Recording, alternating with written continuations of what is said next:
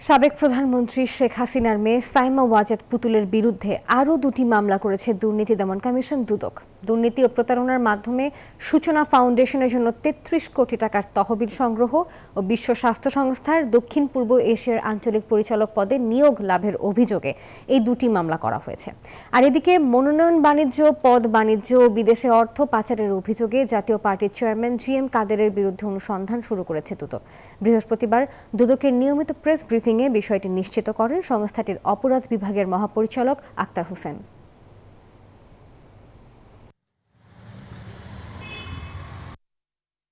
জনাব গোলাম মোহাম্মদ কাদের, চেয়ারম্যান জাতীয় পার্টির বিরুদ্ধে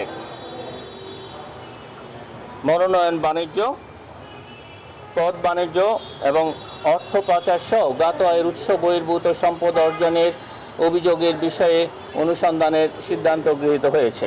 অভিযোগ সংশ্লিষ্ট জনাব আমির হোসেন আমু, প্রাক্তন সংসদ সদস্য, ঝালকাঠি 2 ও সাবেক মন্ত্রী, শিল্প মন্ত্রণালয়ে সংসদ সদস্য এবং মন্ত্রী হিসাবে দায়িত্ব পালনকালে ক্ষমতার অপব্যবহারের মাধ্যমে জ্ঞাত আয়ের উৎসের সাথে অসঙ্গতিপূর্ণ ২৬,২৭,৮১,০০০ টাকারও বেশি মূল্যের সম্পদ অর্জন ও বুক দখলে রাখা এবং তার নামেও 14টি ব্যাংক হিসাবের মাধ্যমে ৩১ কোটি টাকারও বেশি সন্দেহজনক লেনদেন করে উক্ত টাকা জ্ঞাত সারে হস্তান্তর, স্থানান্তর এবং রূপান্তর করার অপরাধ অনুসন্ধানকালে প্রমাণিত হয়েছে।